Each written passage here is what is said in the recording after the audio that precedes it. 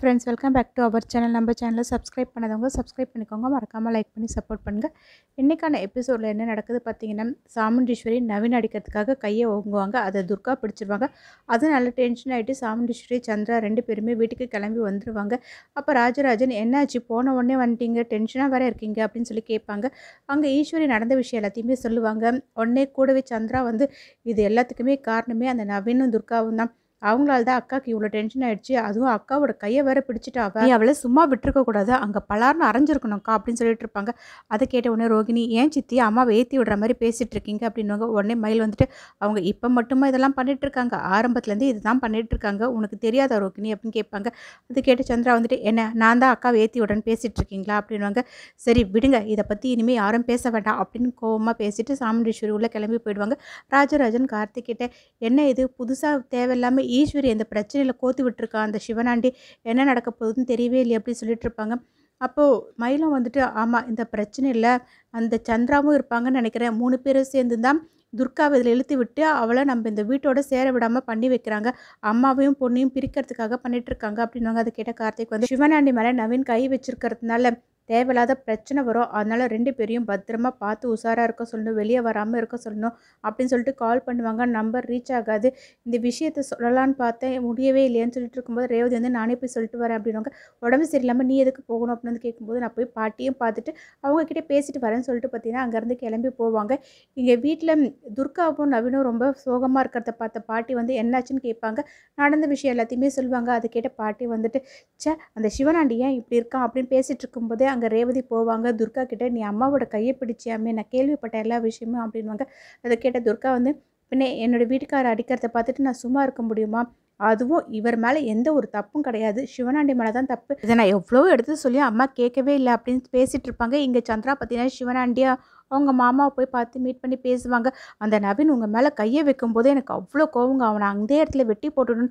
ஆனால் எனக்கு இப்போ ஒரு யோசனை வந்திருக்கு, ஏன்னா உங்கள் மேலே கை வச்சு அவனை சும்மாவே விடக்கூடாது, இல்லை எப்படியாச்சும் என்னோட அக்காவையும் நவீனையும் கோத்து விட்டுடணும், அப்போ தான் பிரச்சனை பெருசாகும். அந்த துர்கா சும்மா இருக்க மாட்டா, அம்மான்னு கூட பார்க்க மாட்டா, அவள் கேள்வி கேட்பா, அவளுக்கு ஏற்ற சரியான ஆள் துர்கா தான் அப்படின்னு சொல்லிட்டு இருப்பாங்க.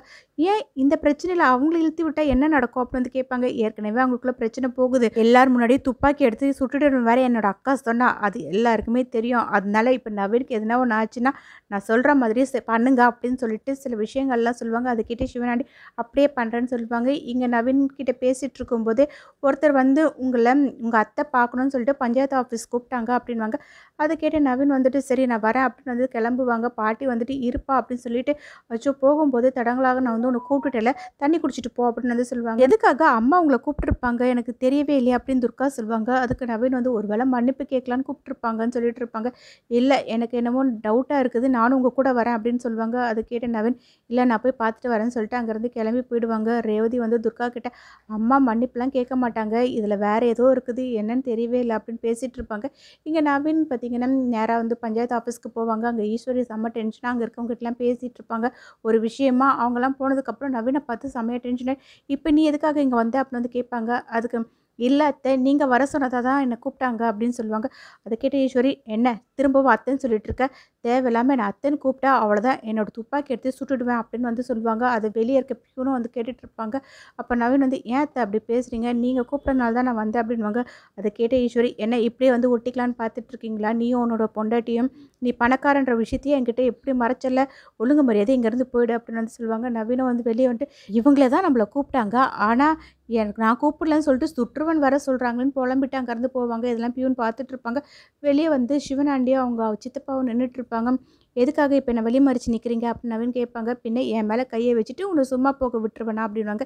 அந்த பிரச்சனை தான் அப்போவே முடிஞ்சிடுச்சுல, இப்போ எதுக்கு தேவையில்லாமல் பேசுகிறீங்க அப்படின்னு வந்து நவீன் கேட்கும்போது, அது எப்படி முடியும், உன்னை சும்மா விடுவேனா, அதோட உன்னோட அத்தை என்ன சொன்னா, உன்னை சுட்டு தள்ளிடுவேன்னு அந்த பஞ்சாயத்து ஆஃபீஸில் இருக்க எல்லாரும் முன்னாடியே சொன்னால, அவங்க எல்லாருமே கேட்டாங்களே, இப்போ உன்னை போட்டு தள்ளிட்டு அந்த பழியை உங்கள் அத்தை மேலே விழற மாதிரி நான் பண்ண போகிறேன் அப்படின்வாங்க. அது கேட்டு நவீன் பார்த்தீங்கன்னா பயந்து அங்கேருந்து ஓடுவாங்க. பின்னாடி சிவனாண்டி போயிட்டு ஒரு கட்டையை தூக்கி அடிப்பாங்க. அதனால நவீன் அப்படியே மயக்கம் போட்டு விழுந்துருப்பாங்க. பின்னாடியே பார்த்தீங்கன்னா சந்திராவும் வருவாங்க, கூடவே 2 ரவுடிங்களும் வருவாங்க. அப்போ சிவனாண்டி வந்து, இவனை கூப்பிட்டு போயிட்டு ஒரு இடத்துல புதைச்சி வச்சுருங்க அப்படின்னு வந்து சொல்லுவாங்க. அதுவும் என் மேலே கையை வச்சா நான் சும்மா விட்டுருவேனா அப்படின்னு சொல்லுவாங்க. சந்திரா வந்துட்டு, இவனுக்கு இந்த நிலமை வரணும் தான், அந்த டிரைவர் பையனுக்கு நம்ம யாருன்றது இனிமேலாச்சும் தெரியும் அப்படின்னு வந்து சொல்லிட்டு இருப்பாங்க.